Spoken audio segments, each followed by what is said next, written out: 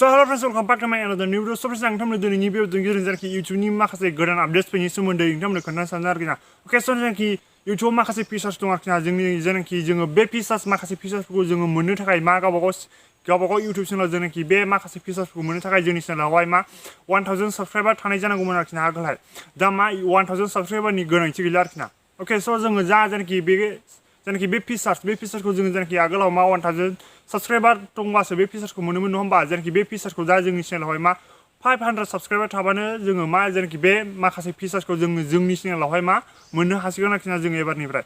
जेनाखि बे फिचार्सआनो जाहैदों मा जेनाखि जोङो आगोलहाय मा भिडिअ आपल'ड खालामनाय समावहाय जेनाखि बे भिडिअजों लोगोसे जेनाखि टाइटेल लिरा होमबा बे टाइटेल लिरनायावहाय जोङो मा एडेड होनानै जों मा जेनाखि गिदिर चेनेलनि नेमखौ जों मेनसन खालामनो हायोमोन आरोखि ना जोङो आगोलहाय 1000 साबस्क्राइबार थाबासो आरोखि ना। दा मा 1000 साबस्क्राइबारनि गोनांथि गैला आरोखि ना। अके स' जोंनि चेनेलावहाय मा 500 साबस्क्राइबार थाबानो जोङो मा जेनाखि बे गिदिर चेनेलनि नेमखौहाय जोङो मेनसन खालामनो हागोन आरोखि ना। जेनाखि जोङो भिडिअ आपल'ड खालामनाय समाव जेनाखि बे टाइटेलजों लोगोसे बेखौ मा टेग खालामफानो हागोन आरोखि ना जेनाखि गिदिर चेनेलखौ। बेनि बेनिफिट्सआनो जाहैदों मा जेनाखि जोङो गिदिर चेनेलनि नेमखौ जोङो टेग खालामफायोबा जेनाखि बे भिडिअनि टाइटेलाव टेग खालामफायोबा जोंनि जेनाखि बे भिडिअआ मा रिच जानायनि माने फुरा माने ट्राफिक जानायनि चान्स थायो आरोखि ना। जेनाखि रिच जानायनि थायो आरोखि ना, माने गुबुन गोबां मानसिफोरनावनो सहैनायनि चान्स थायो आरोखि ना। माने गिदिर चेनेलनि नेमखौ जोङो मा भिडिअनि जेनाखि टाइटेलजों लोगोसे टेग खालामफायोबा। अके जेनाखि जोङो एबारनिफ्राय मा 1000नि साबस्क्राइबारनि गोनांथि गैला। एबार जों मा बे फिचार्सखौ जोङो 500 साबस्क्राइबारावनो बे फिचार्सखौ मोननो हासिगोन आरोखि ना। अके स' जेरैनाखि आङो नै बेबायदि जेनाखि भइसनि जेनाखि चेनेलनि नेमखौहाय जोङो आंनि बे भिडिअनि टाइटेलजों लोगोसे मा एडवर्ड होनानै बिनि चेनेलनि नेमखौ टेग खालामदों। नोंथांमोनाव बेबायदि टेग खालामनो हागोन आरोखि ना।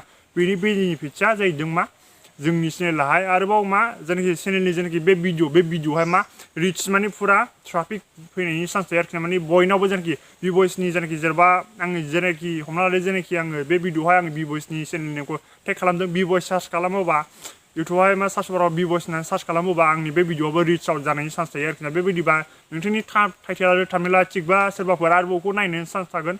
नायबा माने नोंथांमोनाव भिउस फैनानै जेनाखि नोंथांनि भिडिअखौ नायना मोजां मोनोबा नोंथांनि चेनेलखौ साबस्क्राइब खालामगोन सोरबा नङा होमबा? स' बेबायदि आरोखि ना। बेबायदियाव मा नोंथांनि चेनेलहा मा माने ग्र' जानायनि चान्सबो थागोन आरोखि ना। बेबायदि मोनसे जोबोर मोजां फिचार्स आरोखि ना। एबारनिफ्राय बेयाव जों मा 1000नि साबस्क्राइबारनि गोनांथि गैला। जोङो मा 500 साबस्क्राइबारावनो बे फिचार्सखौ मोननो हासिगोन आरोखि ना। अके स' जेनाखि बे बुस्थुखौहाय मा जोङो जेब्लाखि जोङो भिडिअ आपल'ड खालामनाय समाव मा बेखौ एडेड होनानै मा जेनाखि जे चेनेलखौ नोंथाङा टेग खालामनो सानदों बे चेनेलखौ मा लिरनाय लोगो लोगोनो मा गाहायाव मा लाइन जाखारबोखागोन आरोखि ना। अके स' बेखौ मा सोरनि चेनेलनि नेमखौ नोंथाङा टेग खालामनो सानदोंखौ टेग खालामबानो जाबाय आरोखि ना। ओमफ्राय भिडिअनि टाइटेलनि नेमखौ लिरबानो जाबाय आरोखि ना। स' आरोबाव नेक्स्टआनो जाहैदों मा जेनाखि कमिउनिटि पस्ट। अके स' आगोलाव मा कमिउनिटि पस्ट खालामनो थाखाय माने कमिउनिटि पस्ट होनबाथ' नोंथांमोना बुजिखायो जानांगौ नङा होमबा? नोंथांमोना सासे इउटुबार बा जेनाखि कमिउनिटि पस्ट होनबा जोङो गावबागाव चेनेलावहाय जोङो मा फट' आपल'ड खालामा नङा होमबा?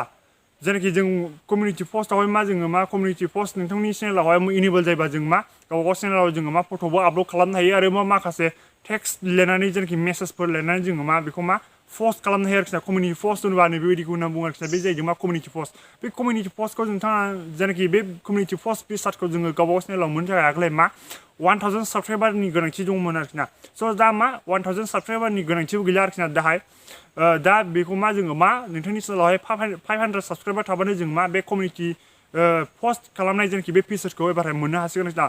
मिनिमाम नोंथांनि चेनेलावहाय 500 साबस्क्राइबार थाबानो नोंथांमोना बे कमिउनिटि पस्टखौबो नोंथांनि गावबागाव चेनेलावहाय पस्ट खालामनो हासिगोन आरोखि ना। कमिउनिटि पस्ट आरो जेनाखि बै मोनसे जेनाखि भिडिअनि टाइटेलजों लोगोसे गिदिर चेनेलनि नेमखौ टेग खालामफानाय बे मोननै फिचार्सखौ मोननो हासिगोन। एबारनिफ्राय जों मा एबारनिफ्राय 1000 साबस्क्राइबारनि गोनांथि गैला। जेनाखि जोङो 500 साबस्क्राइबारावनो जों बे मोननै फिचार्सखौ मोननो हासिगोन आरोखि ना।